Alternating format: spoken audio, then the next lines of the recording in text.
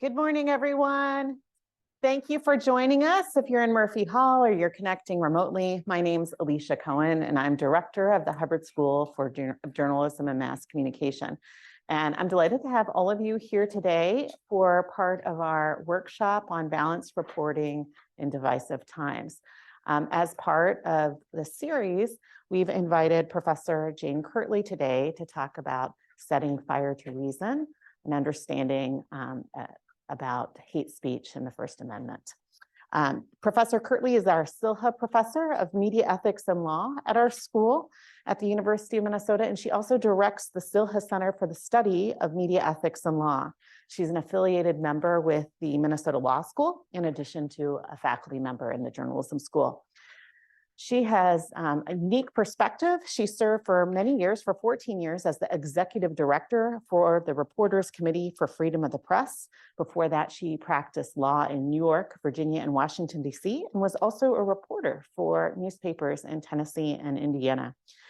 She has a long history of working with faculty and students, the press, and media and law organizations, tackling difficult issues around access to courtrooms for media, around how we think about protests on campuses and First Amendment rights, and as well as the responsibilities and the role of the press. So I'm really delighted to have Professor Kirtley here today, and we will have she will give a talk, and there will be plenty of time for question and answers. So write your questions down, and I'll come back up here in a little bit, and we'll be sure to answer them. All right. So without further ado, thank you, Professor Kirtley. Thank you.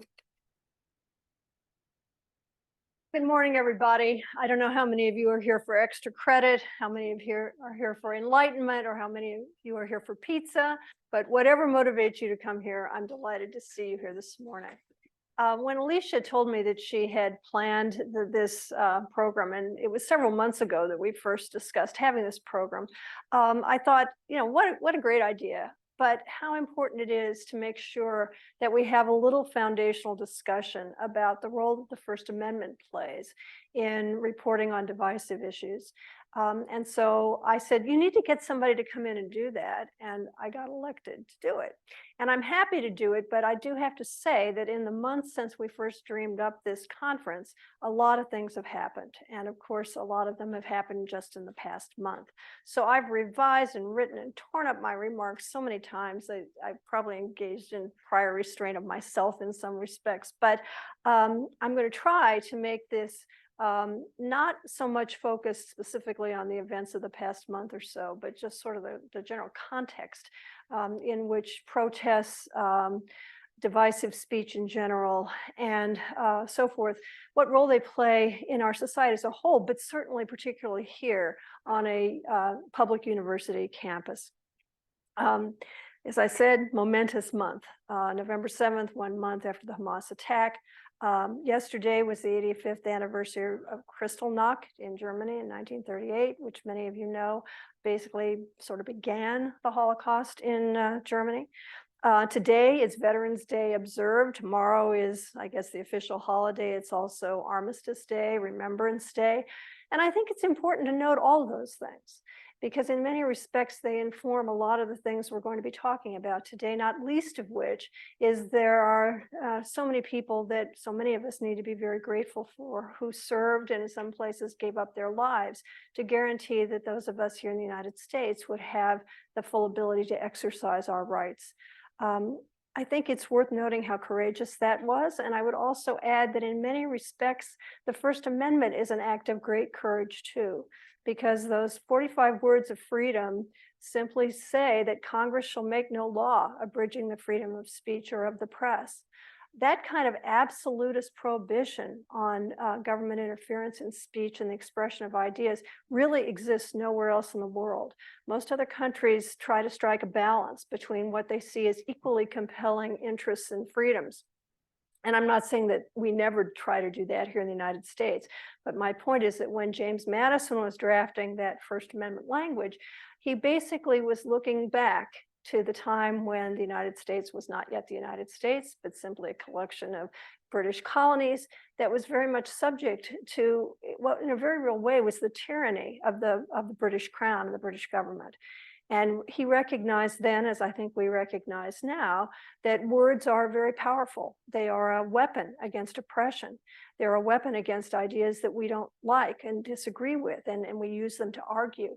And that if government had the ability to suppress those ideas, that the ability for us to develop as a country, as a democracy, as a nation would be seriously impaired. So I think it's a day to celebrate courage, especially at a time when so much of the rhetoric that surrounds the topics I'm going to be talking about today is based in fear. I see that as really two extremes in this discussion. On the one side, and I'm not saying that there aren't genuine things to be fearful of in this time. We live in perilous times in many respects, but we have powerful weapons to fight back against many of those things. And one of the most powerful of them is words. I'm a big fan of Shakespeare. I went to a Shakespeare reading night before last when I was in New York. And I don't agree with him or Macbeth that words are sound and fury signifying nothing. I think they are very powerful. They can change the world. They can also change people's lives, sometimes in good ways or bad ways. And so when somebody says, well, it's only words, I think that really is denigrating the power of words and the importance of words, and why it is that, at least in my view, the drafters thought it was so important to enshrine them as the central point of the Bill of Rights.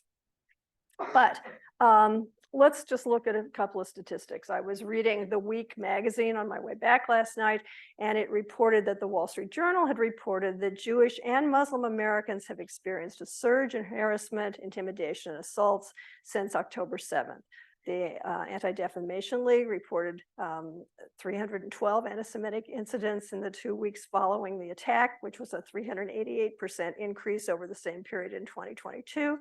The Council on American and Islamic Relations received 774 complaints, up about 200% from a typical 2-week period in 2022. So there's a lot going on here, and I think a lot that we need to think about and unpack. It is perhaps understandable that we see calls for censorship and for censure. And as you know, there was a motion of censure brought against a member of Congress earlier this week. Censure is very rare in Congress, although it's happened a couple of times in not too distant past, has caused a lot of reaction from both those who support the censure movement and those who condemn it. My view is censorship and censure is never the best solution when we're dealing with speech that we find disturbing and uncomfortable. And I think in most instances, it's a solution that simply is not compatible with the First Amendment. So let's start with the basics. And I see some of my students in the room, and you've heard some of this before. So consider this a review of things we've talked about before, and realize that you may be a bit ahead of the game as we talk about this. Prior restraints on speech, which is another way we can refer to censorship, are presumed to be unconstitutional under the First Amendment. When we say something's presumed unconstitutional, that basically means that whoever is trying to exercise the authority to stop somebody from speaking bears the burden of proof to justify it. We don't start from the assumption that government has the authority to stop people from speaking. We start from the assumption that they don't, and they have to come up with some justification that overcomes this strong presumption, and it doesn't happen very often. One of the first cases that established this presumption came from right here in Minnesota, a case called Neer versus Minnesota in 1931. It involved what many would call a scurrilous rag called the Saturday Press that was published by a guy by the name of J. Neer. J. Neer was a muckraker. He saw part of his mission disclosing corruption, particularly in the Twin Cities. And there was a lot of corruption to report on because the Twin Cities at that time during the Prohibition era was a primary location through which illegal alcohol was being brought into the United States and then moved on to places like Chicago and St. Louis. He had evidence that there were many people, from the mayors of both Minneapolis and St. Paul to police chiefs and many others, who were basically in the back pocket of organized crime. And that was the story he wanted to tell. He chose to tell that story in words that most of us would find incredibly offensive and which were found offensive then. Among other things, it included anti-Semitic diatribes because the organized crime in the Twin Cities, unlike in other parts of the United States, was actually dominated by people of Jewish origin. And so he used these anti-Semitic buzzwords, and a lot of people found them quite offensive. There were also, however, as I said, powerful officials who found it very offensive and used his very anti-Semitic words as a justification to call the Saturday Press an anti-Semitic nuisance. And under a nuisance law that existed in Minnesota at the time, was able to use government authority to shut down the Saturday Press and to force the publisher, if he wanted to continue to publish, to submit anything he planned to publish in his newspaper to a judge for review prior to publication. The case was challenged, went all the way to the US Supreme Court, and in a split decision, the courts overruled what had happened to Mr. Neer and his newspaper, reiterating this idea that the unconstitutionality of prior restraints. But here's what's significant in terms of what we're talking about today. The court made clear that this was not an absolute prohibition, and included in what we call dicta, which is not the law of the case, but sort of a signpost to what the court might do in the future, that there were certain categories of speech that could be restrained. This included, in times of war, obstructing the recruiting service or the publication of sailing dates or numbers and locations of troops. Obscenity was also not protected. Libelous speech was not protected. It did become protected in 1964, but was not at that time. And then probably most relevant to our discussion today, incitement to acts of violence and the overthrow by force of orderly government and fighting words. These are all things that they left the door open to possible censorship in the future. None of them they thought were relevant to the particular case. So that's why it's not part of the presidential governance of the case itself. So what do we mean by some of these terms? And I'm going to go through them sort of one at a time, or seriatim, as lawyers say. What do we mean by this? I'm going to start with incitement, which is something that was articulated by the court pretty well in the Brandenburg versus Ohio case in 1969. Incitement means that the speech must be directed to inciting or producing imminent lawless action in circumstances where it is likely to do so. The classic example that lawyers use when they're talking about incitement is when someone is standing in front of an armed mob on the periphery of a capitol and pointing to that capitol and saying, let us go and take over the capitol, where there is a reasonable expectation that the crowd would respond violently to that invitation. That's the classic definition of incitement. Whether it's going to change in the next year or so as some of the trials are going forward following the January 6th attacks, I guess we'll have to wait and see. But the point is, it can't be, as the Supreme Court says, mere abstract advocacy. If you're simply advocating for a change of government without any expectation that that would be done violently or outside of the law, then this is absolutely protected speech under the First Amendment. And I should add as a footnote to that, and I think this is really important, is that the highest level of First Amendment protection is given to political speech. So as you can imagine, as we engage in highly charged debate and discussion, it becomes sometimes very difficult to draw a line or a distinction between political expression of ideas, and incitement to violence and criminal acts. It seems simple as I'm standing up here saying it, but if you try to apply it to some speech that's going on nowadays, you can see that it can get really tricky. And I have to say that the Supreme Court has been pretty unwavering in its view that it's always going to default to the idea that the speech itself is protected. So that's one example. Another example is true threats. True threats are statements where the speaker intends to communicate a serious expression to commit an act of unlawful violence to a particular individual or group. Once again, Minnesota had a case that became very important to describing the parameters of true threats.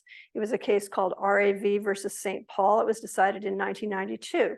What had happened was that a 14-year-old burned a cross on the lawn of a family that was African American, and he was charged with violating a St. Paul ordinance against bias-motivated crime. The law made it illegal to place on public or private property a burning cross, a swastika, or other symbol likely to arouse anger, alarm, or resentment on the basis of race, creed, religion, color, or gender. The Supreme Court struck down this law. They said it was defective because it focused on the motivation for the criminal behavior rather than the behavior itself. They said the proper punishment would be to deal with other existing criminal laws, such as laws against trespass or vandalism, but not to punish the content of the message. In other words, it's actions, not words, that the court said can be punished. And this is important to recognize as we talk about hate speech. I'm sure you've heard many times references to hate crimes. Hate crimes, hate speech, they're not the same thing. In fact, they're quite different, at least in American law. Other countries, the distinction is much less clear, but here it is crystal clear. If somebody commits a crime like trespassing or destroying somebody's property, under certain circumstances, the penalty for that, the punishment for that can be enhanced if it's shown that it's been motivated by hate, as defined under the statute. But the speech itself is not criminal. So anybody who tells you that hate speech is not protected by the First Amendment, I must tell you, is mistaken, because that's not true. It is protected by the First Amendment, how painful and problematic we may find it. There's really no legal definition here in the United States for what constitutes hate speech. I've seen definitions from scholars and others. One definition is speech that offends, threatens, or insults groups or individuals based on race, color, religion, national origin, sexual orientation, disability, or similar traits. Another scholar has called it a threatening form of communication that is contrary to democratic principles. And we'll talk about democratic principles in a few minutes to think about how that fits together. But again, here's the conundrum.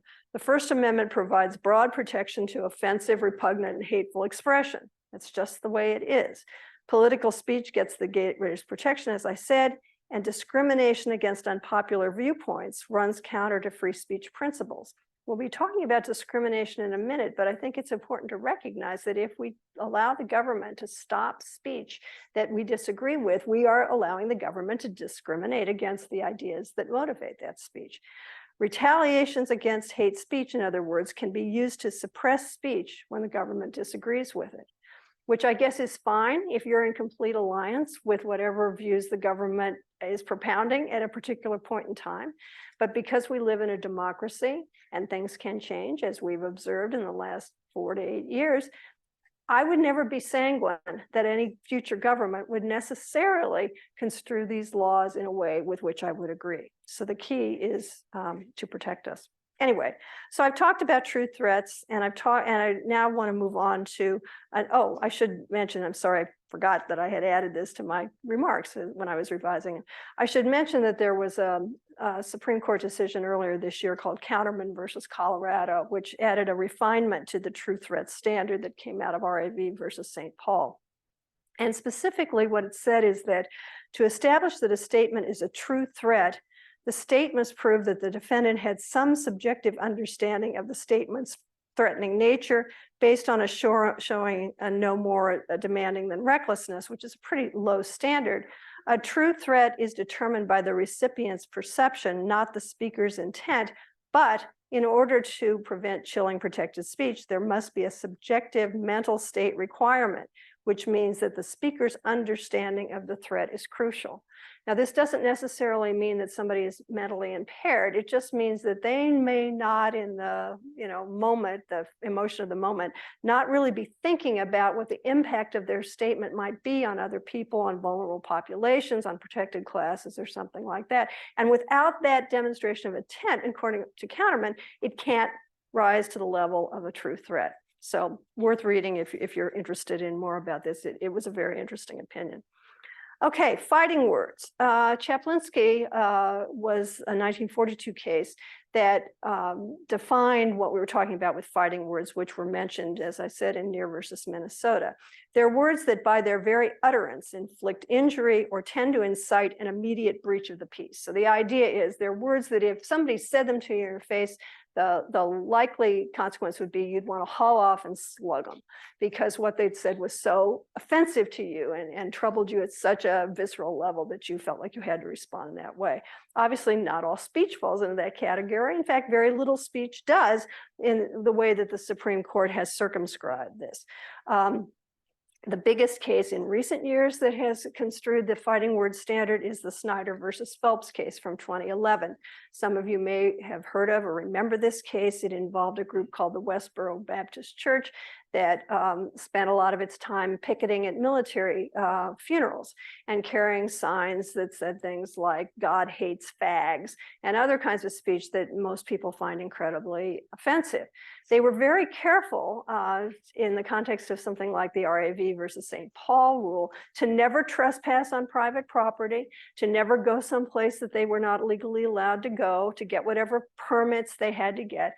And they'd stand, though, on the perimeter of these funerals, and the people that were attending might or might not see them, but certainly they were almost always guaranteed of news coverage, which is what they wanted to have happen. The family of a soldier who had been killed in operations were having his funeral, and the Westboro Baptist Church was there picketing. Although the family didn't see the picketers at the time, they subsequently did on news reports, and they brought an action against the Westboro Baptist Church, basically claiming a fighting words doctrine. The Supreme Court ruled against the family. Chief Justice Roberts wrote an opinion, and he made the following observations. Speech is powerful. It can stir people to action, move them to tears of both joy and sorrow, and, as it did here, inflict great pain. On the facts before us, we cannot react to that pain by punishing the speaker. As a nation, we have chosen a different course: to protect even hurtful speech on public issues, to ensure that we do not stifle public debate. So we always get back to that notion that we don't want to stifle public debate. And so if you think about, contemporary discourse that's been going on in the last month or so, the chant "from the river to the sea," for many, many people carries a very powerful message, right? And depending upon sort of which point of view you have, the message may be a rallying cry, or it may be an existential threat to your very existence. But I have to tell you that in most circumstances, it's probably not going to be considered fighting words. It's probably going to be considered to be political speech. The text might matter. I mean, if we were in a situation where there's a particular student who's walking to campus and a group of people converge on that student and start chanting the phrase in a menacing way, that might constitute a true threat. But in a rally situation where people are protesting peaceably, it probably wouldn't. And I realize this may seem confusing or difficult to parse. That's the nature of the First Amendment. That's just the reality. We don't have the kinds of laws and statutes that other countries do that spell out in unambiguous terms, you can't say this, you're not allowed to do that. That's not the way it works here in the United States. You might think it should be different, but that's not the way it is right now. Speaking of thinking it should be different, the heckler's veto, I think, is worth talking about a little, because it's something that comes up, I think, in a campus setting a lot. It's based on the idea that speakers have a right to speak and others have the right to hear what that speaker wants to say. The late Justice Thurgood Marshall said freedom to speak and freedom to hear are two sides of the same coin, and I think he's absolutely right about that. One without the other doesn't make any sense. So if, for example, you decide that you're going to start taking down posters that you find problematic, whatever the viewpoint might be, it's irrelevant for my example. It doesn't matter. If you're going to start taking down posters, shouting down speakers, here's the reality. Government, and that includes the University of Minnesota, which is a public university, has an obligation to facilitate the ability of all groups to speak. So silencing a speaker due to crowd hostility, for example, will seldom, if ever, be the least restrictive means to serve a legitimate government purpose. And so while an instinct of a government might be to say, we're going to disinvite this speaker, or we're going to close down this panel, or tear down these posters, that's usually not going to be constitutionally sound. And if what they're worried about is retaliatory violence, which is what we sometimes hear universities use as an excuse to cancel controversial speakers, I think it's important to realize that when you capitulate to threats of violence, you tend to actually encourage them rather than curb them. So just tactically, it's not a good approach to take. And I guess the other thing that I wanted to mention in this context is the whole issue of kind of maintaining serenity on campus, not having things be disruptive. I think that a university campus should be a place of a great deal of discourse, spirited discourse, and I think it's important for that to happen. And I'm old enough to remember protests on campus during the Vietnam War. There's some people still around who remember protests on campus for a variety of other purposes, particularly for the civil rights movement. And I think it's important to remember that, as Harvard President Derek Bok said, we should remember that the long, sorry history of preventing civil rights activists from speaking at Southern universities on grounds that they might prove disruptive or offensive to the campus community was an important factor in at least setting back the civil rights movement. So the point is, again, you have to be careful what you ask for, because you cannot be sure that the speech you'd like to suppress will be what the government agents would choose to suppress. Speaking of colleges and universities, I personally think one of the most troubling issues that is arising now is the topic of discriminatory harassment. On November 7th, the Education Department's Office for Civil Rights sent a Dear Colleague letter to universities that receive federal funds, reminding them that under Title IX and Title VI of the Civil Rights Act, they have an obligation to protect students and others on campuses from a hostile environment. And I'm just going to quote from this. Harassment creates a hostile environment if unwelcome conduct based on shared ancestry or ethnic characteristics that, based on the totality of the circumstances, is subjectively and objectively offensive and so severe or pervasive that it limits or denies a person's ability to participate in or benefit from the school's education program or activity. So again, it's based on this idea that it's got to be focused on these specific characteristics. Religion actually isn't included in this, but in the Dear Colleague letter, the OCR talks about discrimination against Jews and Muslims and others, and basically tying it many times to their ethnicity or their historical ancestry or national origin. So that's how they're managing to get religion into this discussion. I will not opine on whether I think that that's a justifiable interpretation of the law, but that's what they're saying. And they say that the schools must take immediate and effective action to respond to harassment that creates a hostile environment. And as Inside Education said, OCR is watching. And I appreciate their watchdog role, but I do think that's a little bit ominous language to think that the government is policing this kind of activity on the part of the government, because honestly, it makes it extremely difficult, I think, for universities, particularly public universities, to thread the needle in these circumstances and to protect students from harassment, but yet also foster a climate of free speech. I'm glad it's not a decision I have to make, because I'm not sure how I would be able to do it. One thing that I want to talk about, because it's just happened in the last day or so and has actually arisen on this campus in a different context some years ago, is the issue of satire, humor, and cartoons. Satire, humor, cartoons, very effective weapon against ideas you don't like, often a very good way to take them down and take them on, but often quite problematic. And you may have seen that the Washington Post made the decision to pull a cartoon by a conservative cartoonist by the name of Michael Ramirez, which was called Human Shields, and depicted kind of a symbolic caricature representing Hamas in ways that many people found extremely offensive. Here's the problem with that. Now, that was the decision of the Washington Post, not a government agency. It can decide what it wants to print and what it doesn't have to print. And one of the editors wrote kind of an explanation about why he'd chosen to do that. But we have to juxtapose it, I think, with a very important US Supreme Court case called Falwell versus Hustler. in that case, which involved a satirical cartoon. It was actually an advertising parody that predicted the evangelist or depicted the evangelist Jerry Falwell describing his first sexual encounter with his mother in an outhouse after they'd both kicked out the goat when they were both drunk. He sued Hustler magazine for this, for emotional distress. He also sued for libel and privacy. Those claims were thrown out, but the emotional distress claim continued. And essentially, he said that this upset me, this hurt my feelings. I shouldn't have to tolerate something as outrageous as this. That was the way he characterized this depiction of him. The then Chief Justice of the Supreme Court, William Rehnquist, wrote, "At the heart of the First Amendment is the recognition of the fundamental importance of the free flow of ideas and opinions on matters of public interest and concern.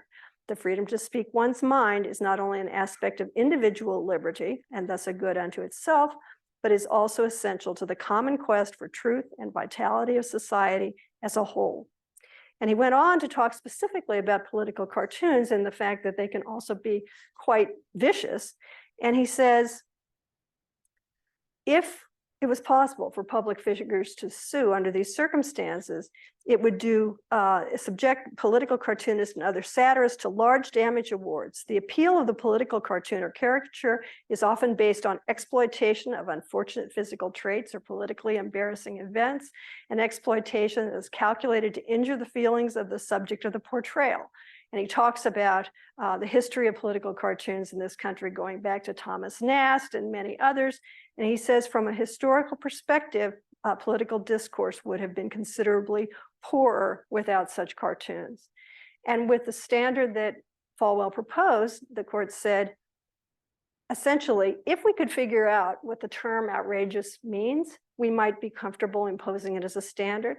But outrageousness is an inherently subjective term, susceptible to the personal taste of the jury and panel to decide the case, and it runs afoul of our longstanding refusal to allow damages to be awarded because the speech in question may have an adverse emotional impact on the audience. So that's the framework within which we have to look at all of these questions. And I think, as I said, it can be really difficult in a university setting to figure out how to handle these often conflicting ideas of promoting free speech, the exchange of ideas, certainly maintaining a minimum of order. In a case called Terminello versus Chicago, which involved an incitement case, dissenting justice basically said that you shouldn't have to tolerate certain kinds of speech, and that in fact, if it created such violence and anarchy that it destroyed society, it turned the Bill of Rights into a suicide pact. And that, is certainly something to think about and be concerned about, but I think I would counter it with an expression that I used for the title of my talk. There was a case involving incitement charge that was decided in 1925. It involved a guy by the name of Gitlow, who was a socialist who was distributing a left-wing manifesto, and he was charged under the New York's criminal anarchy law.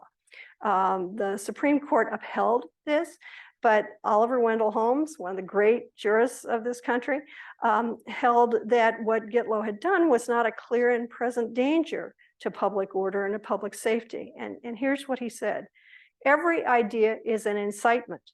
It offers itself for belief, and if it's believed, it is acted on unless some other belief outweighs it or some failure of energy stifles the movement at its birth. The only difference between expression of an opinion and an incitement in the narrower sense is the speaker's enthusiasm for the result. Eloquence may set fire to reason. And that is, again, where I got the title of my talk from. Eloquence may set fire to reason. It may set fire to very strong opinions. And it may, in some instances, set fire to violence. But because the words are powerful is, in my opinion, no reason to suppress them. So what happens when a university is put in the position that the universities have been for the last month or so? As you know, many of them have been called upon to take a position on one side or the other, sometimes from alumni, sometimes from students, sometimes from donors. And some of them, I think, have struggled with this. And I don't have an absolute answer for how they should respond, but I will point to the so-called Chicago statement that was adopted at the University of Chicago in 2014, and which this university has adopted in a modified form, which takes the position that universities essentially should be forums for expression, and they should not take a particular position one way or the other. What we sometimes call viewpoint neutrality. And I'll just quote from this. It is for the individual members of the university community, not the university as an institution, to make these judgments for themselves and to act on those judgments, not by seeking to suppress speech, but by openly and vigorously contesting the ideas that they oppose. Fostering the ability of members of the university community to engage in such debate and deliberation in an effective and responsible manner is an essential part of a university's educational mission. And I agree with that. Crime is punishable. Thought is not. And shutting down ideas with which we disagree may actually have the perverse effect of giving them more importance than they deserve. There's also the risk that you'll drive them underground. My own view, better the devil you know. Better to know what you're fighting than not to know what is being said. And finally, to be careful of what authority you're giving to government and other powerful institutions. As I suggested earlier, they may turn on you. You cannot assume that you will always be in alignment with what they are saying. I'm going to conclude with a quote from Arya Nair, who was a Holocaust survivor and president of the National ACLU for many years. Some of you may have heard about an incident that occurred some years ago in Skokie, Illinois, a suburb of Chicago, where many, many Holocaust survivors and their descendants live. There were a group of neo-Nazis that wanted to parade through Skokie. And the argument was that they should not be allowed to do so because it would cause great distress to the people that live there and might incite violent reactions, kinds that I was talking about before. Nair, who says he would basically do anything to ensure that Nazism never rises again, said, "The chances are best for preventing a repetition of the Holocaust in a society where every incursion on freedom is resisted, where every incursion on freedom is resisted. Freedom has its risks. Suppression of freedom is a sure prescription for disaster." And I agree with that. Thank you.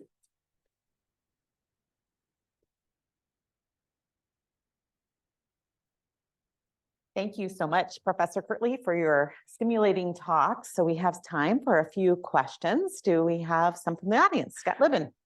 Wait, I've got to turn on the ceiling mics. Oh, that will help so the audience. I didn't want to engage in prior restraint. Please speak.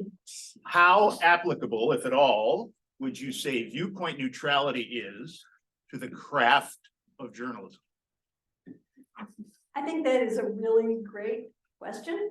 And I think it's a kind of a moving target. When I was a journalism undergraduate many years ago at Northwestern University, we were told that objectivity was to be our standard without necessarily understanding fully what that means. And there's been a lot of discussion in ensuing years that trying to maintain objectivity is, first of all, an impossible thing to do, and in some respects does not really serve the interests of the public, who is supposed to be the people that you're trying to serve in journalism, because it creates false equivalency between things that we might agree are good ideas and they're bad ideas, or to allow equal opportunities for those who are expressing things that perhaps are factually untrue and could be proven to be such, and to put it on a par with things that we know is true. I think that in the context of editorial speech, commentary, and so forth, I think there's absolutely no obligation to be viewpoint neutral. If you're going to do that, what's the point of writing an opinion? I mean, I disagree with the Washington Post decision to take down that editorial cartoon, but they had every right to do that. They put it up, they got a lot of pushback from it, they rethought it, they said we don't want to have it. You can still see it on the Las Vegas Review Journal's page if you care to, because that's where Ramirez is employed, but you can't see it on the Washington Post site. That's their choice, and I don't have a problem with that. Come on, was I provocative enough? Yes, that's it. I'll add. So, Professor Kirk. Yes, Professor. I have heard you call yourself a First Amendment absolutist? As far as the Supreme Court allows me to be, I am. Okay. Well, so I want to, Madison and colleagues wrote the First Amendment, more than 230 years ago, whatever it is now.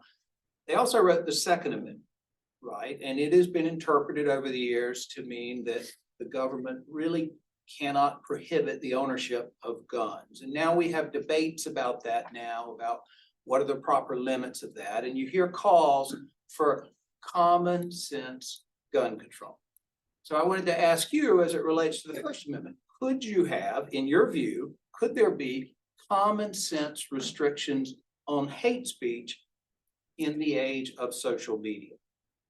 Well, my answer to that would be, to begin with, we got to define what we mean by hate speech. And as I said, we have not done that yet in any meaningful way in this country. And I think it will be very, very hard to do that, given the notion of protection for political speech. That's almost an insurmountable barrier.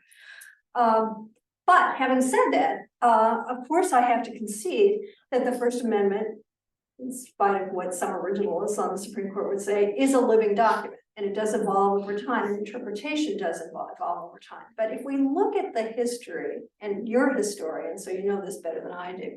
If we look at the history of how the United States has reacted in times of crisis, I would say even going back to, before we were the United States, when we were still colonies, the Salem witch trials, things like that. We have seen that acting in the moment of crisis, hysteria, political divisiveness and so forth, seldom, if ever, results in a positive outcome. When government is given the authority to describe, as one justice one put it, what is orthodox in ideas, that basically means that they are deciding, here's what everybody needs to believe. And if you don't believe it, what? You're un-American? You're a terrorist? We can put you in jail. We can put you up against a wall and shoot you. And so for me, this is a perilous path to try to go down. Now, can the private sector make its own determinations about what it's going to allow in its workplace, for example? Yes. I mean, as long as they're not discriminating against a protected class for some other reason, they can do, as a lawyer, I've been paying a lot of attention to this, some law firms have been doing, rescinding job offers to law students who have been members of organizations that have spoken out on one side or the other of the current conflict. They have the legal right to do that. And I am all in favor of counter speech to try to deal with speech we find offensive. That to me is the strongest weapon we have. I don't want to do anything to eviscerate that, because what was considered, I think, hate speech during the civil rights movement, most of us would now say is mainstream thought. The wheel does keep turning, right? Other thoughts, questions, abuse? Oh, I'm gonna go to a student and then, start your class. Go right ahead. I have a question. You mentioned in your presentation that hate speech would not be stricken under the constitutional law, but hate crime would. Right. What do we do in the matter of where hate speech could potentially impede on others' ability to give their freedom of speech? What would that be called? That is an excellent question, and it was actually something I meant to address, and I didn't quite get to it. To my mind, one of the things we have to remember is that if you set up a regimen where you're going to restrict or censor hate speech, there's always sort of the other side of the coin, which is, what's the counter speech? And to my view, particularly, and I think we're in a university setting, so I'm going to focus on it there, the university really has an obligation to empower those who represent the minority viewpoint to have an opportunity to be heard. And, that's not to say, give them special privileges or something like that, but just to make sure that they have an opportunity to express those viewpoints in a way that is likely to be heard. I think so many times when we see minority viewpoints being oppressed, it involves individuals that historically have perhaps not been the dominant culture, or society, or something like that, and are already facing an uphill battle in trying to make their viewpoints heard. So I think best practices for a university would be to say, we're going to go out of our way to make sure that not only is the majority viewpoint, whatever that may be, being heard and expressed, but also those that have a minority viewpoint will have an equal opportunity to do so. And I'm not using equal opportunity in the legal sense. I just mean, because it's not necessarily minute for minute, it's just making sure that there's nothing being done to impede them. And, to the extent that the university wants to foster a marketplace of ideas, which any university, in my opinion, should, to make sure that that marketplace has more than one stall in it, as it were. You mentioned the private sector, and I'm just curious because so much of hate speech, however you define it, is happening on on social media. It's happening on TikTok and Instagram and Facebook. And it becomes incumbent upon these private companies then to stem the tide. But there's only a handful of companies, I think Google is one, or YouTube for sure is one, that has an internal policy against hate speech. But they don't seem particularly motivated to actually target this. I'm curious if you could speak to what are some of the barriers in these private companies when it comes to why are they not incentivized to sort of? Because they have no moral center. Okay, thank you. I mean, that's my answer. I'm sorry. It's probably not a particularly popular viewpoint, but I really do believe that. I think any company that, holds itself out as a media organization and doesn't believe first and foremost of the diversity of ideas and thoughts and so forth, and values that above money, just is morally challenged. But the practical answer to what you just said is that they have no incentive to do so. You use the word incentive. They have no incentive to do so, except to the extent that, and many of these companies, of course, do operate internationally. If they're up against, for example, the law in Thailand that makes it a crime to criticize the monarchy in Thailand, I can promise you that if somebody puts a video up on YouTube that criticizes the monarchy, YouTube will have it down in seconds. Why? Because they don't want to be prosecuted for it. Now, I'm not suggesting that that's the answer here by any means at all. That isn't what I'm trying to say. But the point is that to the extent, talking about threading the needle, that we try to decide, whose First Amendment rights are implicated when a YouTube or any of the other social media platforms takes down a post, an X or something like that, takes down a post or allows a post to stay up. Whose First Amendment rights are implicated? Is it the poster, the speaker, or is it the platform itself? And as you probably know, there are a couple of cases pending before the Supreme Court now that are going to try to answer that question. So come back in a year and ask me, and maybe I'll have a better answer then.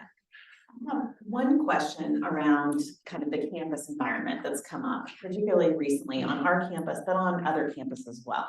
We know that individual faculty members, students' academic freedoms are taken quite seriously, and individuals sign statements and, et cetera. But what about department statements or statements on behalf of the university? This has come up. Is there something different about public universities and their departments? Sounds like there is a difference between public and private ones, but what is your thought about that? And then what's your thought about, maybe you can share kind of how we've talked about this a little bit in the journalism school too, which is somewhat different. I mean, first of all, just to answer specifically what you said, there's a huge difference between private and public universities. Private universities can do pretty much whatever they want.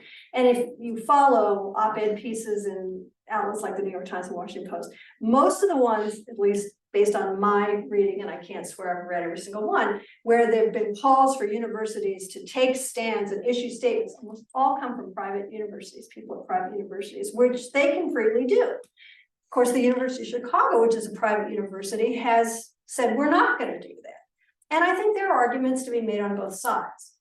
It's a perilous path, though, if your goal is to be truly inclusive and to make sure that everybody in your student body feels comfortable and safe in expressing their viewpoints. I mean, I'm not a believer in safeness per se, but at least safe to engage in discussion and not feel like I'm going against what the university is saying, so I better not say it. That's a really problematic situation. For a public university, they don't like to admit it or acknowledge it, but they are government entities, so they are public to the First Amendment. They're subject to the prohibitions of the First Amendment, which means that they cannot engage in viewpoint discrimination. They can do things like, and we talked about this in my undergraduate class a couple of weeks ago, they can do things like decide that the bridge that goes between East Bank and West Bank of campus, which used to be a forum for student communication, where you could put up posters after an incident that occurred in 2016, they decided it wasn't going to be a public forum anymore. And students, so if you walk across the bridge now, you're just going to see blank panels. That's one way to approach the issue. It allowed the university to say, we're not going to take sides on this. We're not going to say whether the college Republicans were right or the students representing the immigrant community were right. We're just going to ban all speech. And universities can choose to do that, but they can't engage in viewpoint discrimination. So I think that's the difficult issue. How are you going to, express a viewpoint about what you think is a core political topic without alienating some of the people you're supposed to be serving? And I don't have an easy solution to that. I'm glad you're the chair of the department, not me. I'd like to make a clarification that the bridge does currently have posters It all throughout. It has posters on the kiosks, but it does not have on the painted panels. Okay, So it's a very, Just to paint their it's slogan. student organizations used to paint, things like the Tango Club would have, here's where we meet, or fraternities and sororities. For those of you who don't know, what triggered this situation was that in the run-up to the 2016 election, the college Republicans put up a panel that said, build a wall. And as some of you may know or may even remember, this was a rallying cry for many of the supporters for President Trump, and was seen as anti-immigrant. And there were a number of student groups who found it extremely offensive and chose to respond to it by vandalizing the panel. And so the university was, remember we talked about before, vandalizing, that's a crime. And you can punish crimes. It doesn't really matter what your motivation was. You're not allowed to tear down other people's stuff.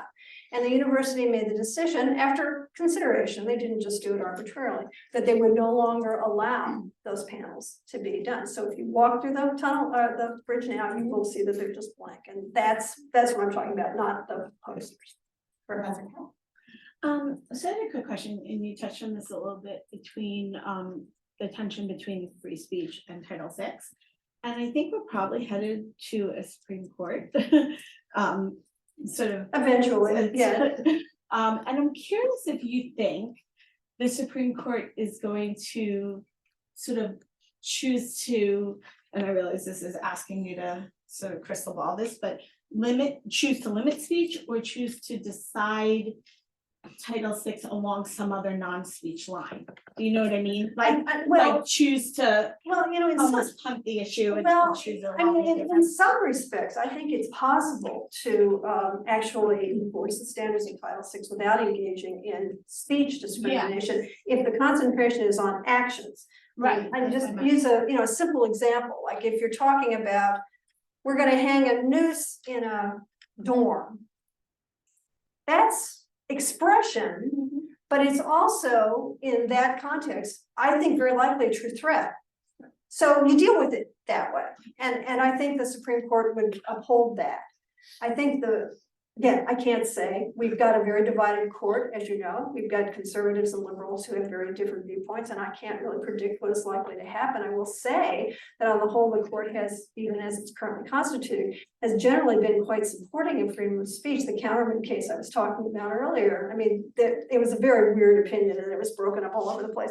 But the bottom line was that they were narrowing the definition of what constituted a true threat. So my guess is that there will be some people on the court who will say, Title VI is great, it's really important, but I think others will just go back to that language about subjective and objective. It's not just what you personally feel, it's what a reasonable person would think, whether it's really interfering with your ability to engage in your educational activities and so forth.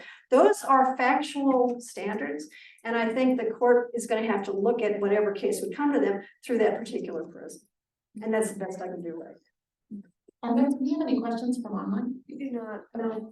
I was just gonna add in, and that has been the context for gender discrimination law and Title IX work a little bit, as the court has narrowed to focusing on actions in the classroom and what that means for universities. So it could be, and it's where when the university is getting this notice, they're kind of taking what they do in that framework to think about it, because that's the legal all the legal scaffolding they have, because it's really just a notice from, you know. Right. Yeah, but you know, CR is watching. Yes. Big Brother is watching. Any other questions? Other questions? I see, go right ahead again. You mentioned in your presentation that you believe that the Constitution is a living, breathing document. It changes over time, but as you know, not all Supreme Court justices feel the same way. Some of them are original intent purists, some are textualists. What do you think is the general consensus now with the current Supreme Court justice that we have on how they would interpret the First Amendment for freedom of speech? I'm not sure there is a consensus because there are some members of the court who are generally considered as liberal appointees who will always be bringing in, I guess I would say, the countervailing balance, you know, things like freedom of speech is important, but we also have to protect minority rights or something like that. I mean, there are other examples, but I'm just speaking very broadly.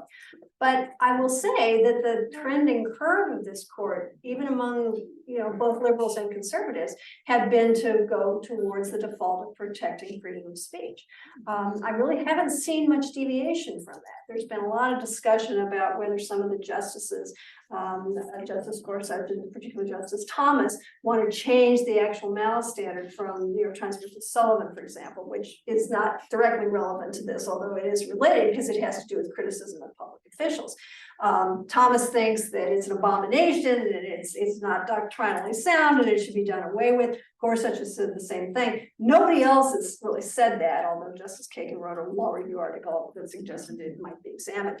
But here's the thing about that, and I think it actually extends to our discussion today about hate speech. It's important to remember that these protections protect everybody. They protect you whether you're on the right or the left, whether you're liberal or conservative. It helps everybody to engage in this discussion and marketplace of ideas. So if you look at it from that perspective, I think the majority of the court would be inclined to say, when in doubt, we're going to go with protecting the speech. Yeah, so you discussed the prevalence of satire, humor, political cartoons, especially as it relates to American history. And I was just wondering, there are certain depictions, like I'm thinking like Pepe the Frog, for example, in 2016, where they become the impetus for incitement of violence. Like they transcend just an image from that one individual. What would you say, like, do they fall into a different category or is that still protected? Well, I mean, I think, you know, to be fair, and I think the Falwell case is incredibly important, but to be fair, you know, it came up in the context of a civil suit for infliction of emotional distress. Nobody was suggesting that Hustler's ad was inciting people to, you know, go and kill Gary Falwell or anything like that. So it was a different context. But I think the core of it would still be the same, which is essentially to say, if you're going to start arguing incitement, you've got to show this cause and effect that is much clearer than I think in most instances we could find in the situation you're talking about. I mean, symbolic speech, things like swastikas, you know, Gadsden flags, I mean, all kinds of things. I mean, they have a meaning for people, but they have other meanings too. Very seldom is any symbol one that has a single meaning. And you might argue that some of the explanations of alternative meanings are somewhat disingenuous. You know, I have a Confederate battle flag in my home because I value, you know, the history of my family that was in Virginia. Other people look at it and say it's just a racist statement that's seeking to annihilate the African-American race. Who's to decide which is what it means? And I think it's that very ambiguity that the incitement theory is based on, saying we have to protect that ambiguity. So that's my answer. Okay, this is a bit more of a theoretical question, but I'm not very good at here. theory, but I'll do my best. I was just wondering, as we move forward, if you had any thoughts regarding how AI could influence reporting on divisive topics, especially because it's not necessarily something that has free speech, but I was wondering how we could navigate the fact that it has in some ways been shown to express racial biases, sexism, heteronormative ideologies because of certain content it's being fed that ties back to free speech. yeah, I just thought it'd be fun to hear your opinion. Well, I wish that our Silha lecturer from last week, Professor Grimmelman was here. He and I were both on the same program in New York this week, and we were exchanging notes about what happened. He is thinking very seriously about these questions from a theoretical perspective. And he's also, in addition to being a lawyer, he's also a computer scientist, so he knows a lot more about this stuff than I do. I think my short answer is going to be that we don't know the answers to what the questions you're asking. I think the thing we have to remember about artificial intelligence, ChatGPT, and its corollaries like is that to some extent I think they're illustrative of the old computer rule of garbage in, garbage out. You collect a lot of garbage, and it's not surprising that ChatGPT either makes up things or spews it out of context. So I think it is an emerging area of law and jurisprudence. I don't have a clear answer for you. I'd say stay tuned and we'll see how that goes out. Thank you so much, Dr. Kirtley, for taking time. All right, everyone in the West meet. We have our next workshop that will start in about 10 minutes with some pizza. I don't know, give us a few minutes to set up and take a little break, and we'll see you down in Murphy 100 at 12:15.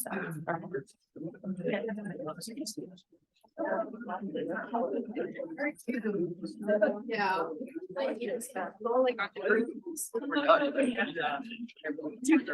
From my.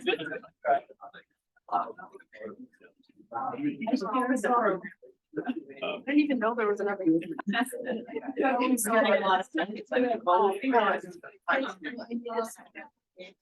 I really have to do it. Yeah, I really didn't stand up. Yeah. Thank you.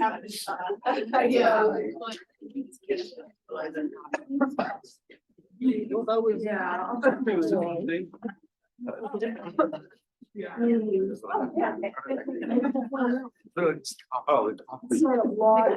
They gotta do it though. We don't have a check. We might in the next workshop. There might be one. Yeah. Machine. These are very It's the easy cases when they're the students. I don't want to go to both. Yeah, because that's the easy, that's the action case, right? right. That's Once you're not- dealing with action, I'm freedom to stretch out my arms into your nose, and so it's. Yeah. Another law in this question, I don't fully understand. the concept of enlightenment. I'm curious why a public and private university is. And by the definition they use, and I've heard of it. Yeah, I mean, it's not mine. No. Well, What do you say? Like, I mean, I Yeah. understand that they are, and I understand why. well, they have to follow, they do follow federal law, so Claim that's like where that, the not qualified Title as VI. fighting words. Right, but they have to follow Title IX, they have to follow. And Right, Flowell they do. famously But they said have- that was but his they reaction. are- He wanted to just- The answer, I Yes, think, that's the is one. two things.